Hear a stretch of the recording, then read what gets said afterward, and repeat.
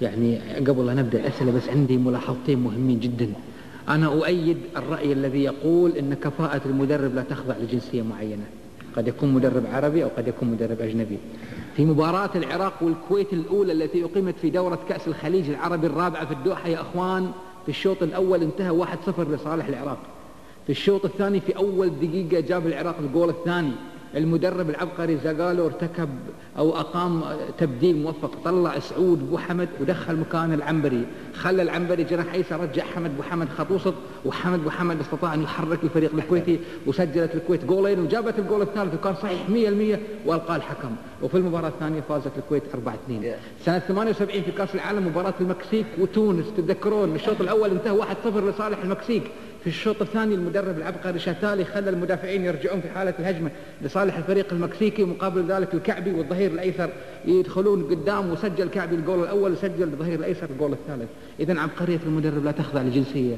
الشاتالي من كأس العالم طلع راح نادي العين وخسر سنة 1981 في فبراير قادر العين، وفي يونيو فاز العين ببطولة الدوري. من كان يدرب العين بعد رحيل شاتالي؟ أحمد نجاح. أحمد نجاح لاعب مغمور مغربي، جاء شارك في نادي العين ولعب معاهم وكمل معاهم، بعدين تحول إلى مدرب وتمكن من أن يقود فريق. كيف مغمور تعاقد معه بالدوري؟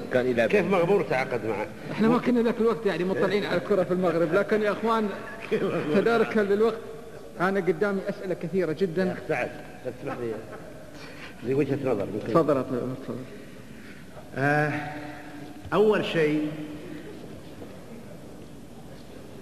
الاخ سعد أيد بحماس، قال لاعب الأجنبي وضرب مثل على زاجالو انتصار كذا كذا كذا. الكويت زاجالو ماذا يستطيع يفعل بدون لاعب الكويت أو نجوم الكويت أو أي مدرب آخر بدون نجوم الكويت؟ واللاعب المغربي كيف مغمور والعين تعاقد معه عزيزي.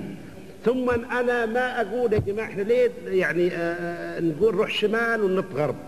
إحنا ما يعني بديهي جدا جدا ألف با رياضة، نعرف المدرب ما له جنسية ولا له وطن، وهذه يعني أنا دارسها في أولى رياضة أو روضة رياضة، هذه عارفين. إحنا ما نتكلم عن النقطة هذه يا جماعة، إحنا نقول هل عملنا خطة صحيحة لتطوير الكوادر الوطنية الرياضية الخليجية؟ في فرق بين هذا وذاك يا أخي.